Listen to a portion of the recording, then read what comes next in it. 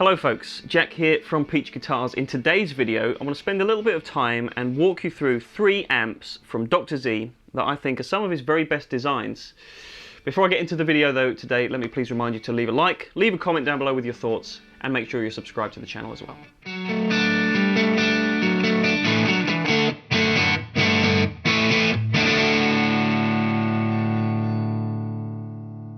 Alright, so I hinted there in the intro that I think these are 3 of the good doctor's best designs in the amp world. Unfortunately, they're no longer part of the current lineup of Z products for 2020. I wanted to draw a little bit of attention to 3 models that are no longer in the current product roster, but that I think probably best exemplify what the brand is about. And we'll spend a little bit of time delving into the specifics of each amp and kind of walk you through what I think they're best suited for.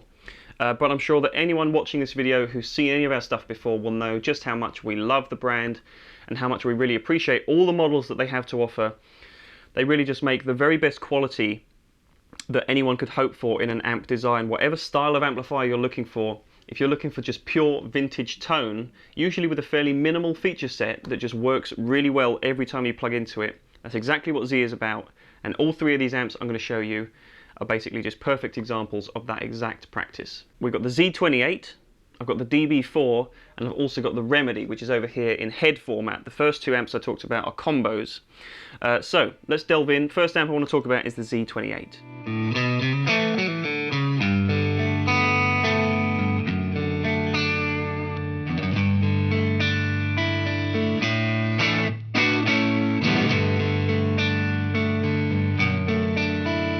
Alright, so the Z28, which is the cream coloured amp here at the bottom, is one of the most interesting designs that they've ever put out. And the reason I say that is because there was a short run of certain amp models, including not only the Z28 but also its bigger brother, the Route 66, which is an amp that I personally have and love.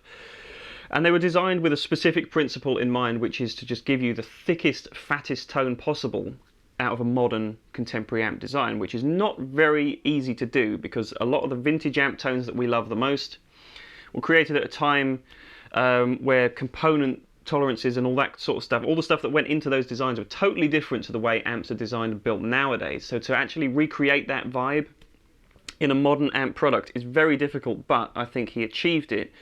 And thickness is definitely the name of the game in terms of the tone of these amps. So the Z28 is basically a scaled down version of the Route 66 amp, and it runs at about 22 watts, courtesy of 2 6v6s in the power section. But the main factor of this amp's tone is that it's got an EF86 preamp valve, which anyone who knows amps will know that that was the preamp valve that was used in a lot of the earliest Vox designs. And compared to a 12AX7 in that position, it gives you a little more gain, a little bit more harmonic content, and also a bit more thickness and sort of compression and sweetness as well. So that's what this amp is centered around. You also just have a really simple feature set. Volume, no master volume, just a straight volume, bass and treble controls. And those bass and treble controls are interactive. Past 12 o'clock, they actually add gain to the circuit.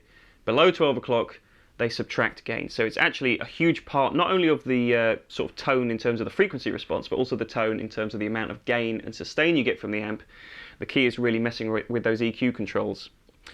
So this is the 2x10 version of the combo. There's also a head version available. I think we've actually still got maybe 1 or 2 other models in stock as well. Check out the website if you want to find out the full range. But this to me is kind of the epitome of this model.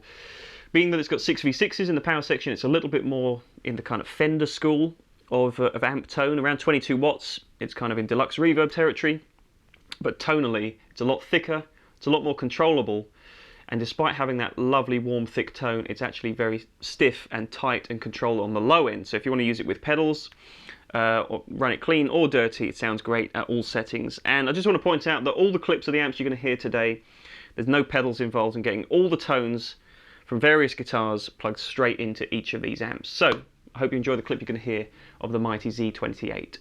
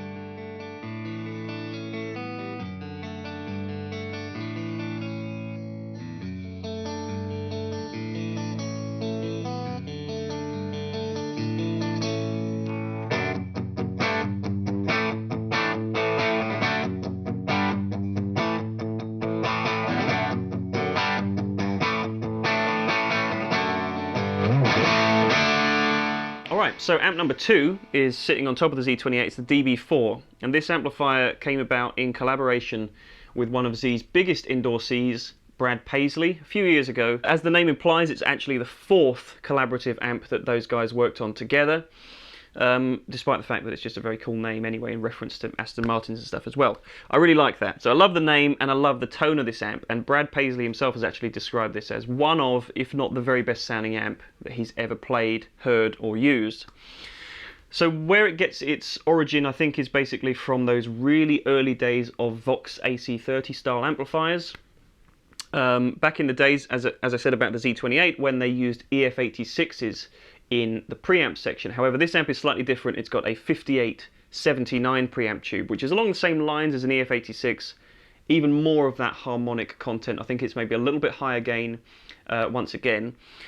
So that is kind of the core tone of the amp, and it makes it sound very different to a lot of other AC style amps on the market. I believe, in fact, it was the same preamp tube that Les Paul chose for his earliest Gibson models of amplifiers back in the day as well. So there's quite a cool little history to that preamp tube alone.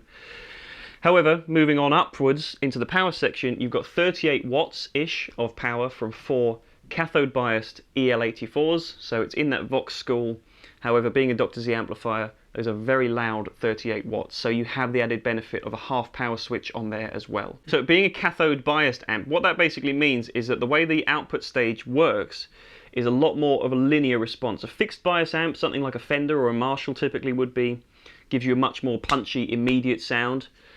With a cathode biased, it's a lot warmer, and it really interplays with the dynamics in a much nicer way. So coupled with the kind of unique front end tone that this amp has from that unique preamp tube, with the cathode biased power section, it all just melds together, and it's like one big analog machine.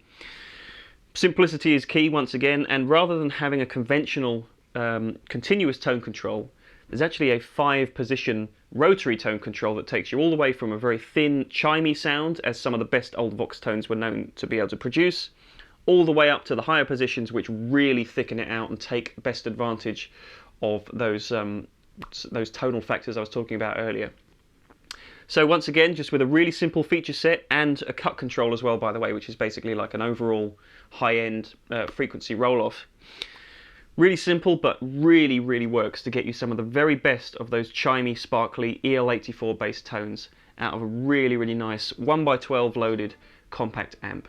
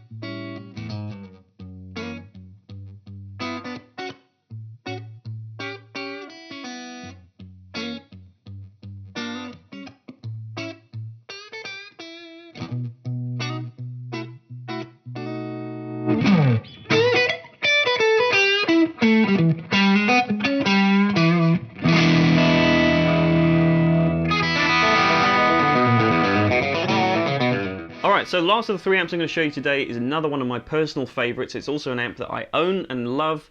It's the Remedy. So the Remedy, there's been a few different Marshall style model amplifiers from Z in the past. It began, I think, with this amplifier. Then it moved on to the Antidote, and there's also the current model in the production range is the EMS, which is designed to cover a lot more sort of typical Marshall ground, all the way from the 60s amps up to verging on the 80s amps. But the Remedy is kind of the inception of the Marshall style amp, and throughout the course of its life it did actually receive a few updates and treatments specific to this model, which I think make it one of the very best Marshall style amps on the market. So specifically, this latest version has a post-phase inverter master volume on the front panel, which the original version 1 of this amp did not have. That makes it incredibly usable. So basically what this is a straight through and through plexi, and you can see on the far right side of the panel it's got the blended high and normal volume controls, where you would normally take a plexi style amp and put a little patch cable between the inputs. This has it internally. It's internally jumpered. So you can really crank this amp if you want to get some high overdriven tones, and then just notch it back with the post-phase inverter master, and you don't really lose any of the fidelity, you don't lose any of the gain, you don't lose any of the tone. If that's not enough for you though, this amp also has a half power switch, which takes it from full 40 watts down to about 20 watts. It also has the ability to bypass the EQ, which gives you a little bit more gain and a more open frequency response as well. So quite a heavy feature set on this amp, but the thing I love the most about it is the way, the heart of the amp, which is that there's 4 6v6 tubes in the power section, which is very uncommon for a Marshall style amp. You normally associate that with more of a Fender type thing, like the Z28 over here. But the 6v6s lend it a totally different tonal character to EL34s. It's a little sweeter. I think it's a little easier to manage. And if you're into getting that sort of semi-broken up to fairly heavily distorted Marshall style tone, the 6v6s are a bit more forgiving and versatile to that task. And also I think it lends it a sweeter voice at lower volumes for clean tones as well. So it's one of the best, most well-rounded Marshall style amps on the market that I've ever used. It takes pedals great, it sounds great clean, it sounds great semi-dirty, and it sounds great when you absolutely pin the volume and go for that Van Halen vibe as well.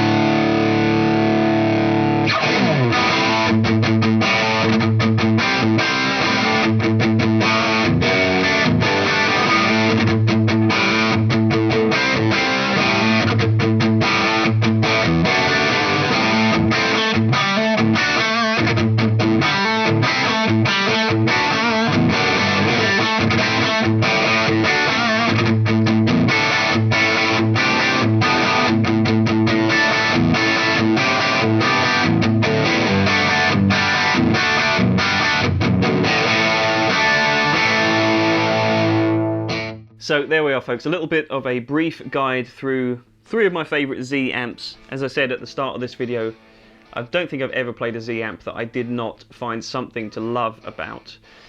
He really has a great ear for some of the very best attributes of vintage amp tone, and he's always pushing into new directions as well, which I really love about that. But amps like this kind of best just wrap up everything that's great about the brand. If you're into your classic amp tones and you want something with a little bit more flexibility, maybe in a nicer sort of wrapped up boutique package, Z is still probably one of the very best brands in the world, and we're very lucky to have them here in store. So these amps are no longer available, unfortunately, so if they kind of tick the boxes for you, then make sure you head to the Peach Guitars website in the description below very quickly to be within a chance of grabbing these amps, which are some of the very last examples of these exact circuits. I think they're going to tick a lot of boxes for a lot of people, so head to the website for more information. Make sure you leave a like and comment down below with your thoughts. I want to know which of these three amps are your favourites. Very different, all three of them, so I'm sure one in particular will maybe leap out at you a little bit more than the others. So let me know which that is in the comments. Make sure you're subscribed as well and that you ring the bell so you're notified of all videos from us in the future. And until next time, take care of yourselves. I'll see you soon.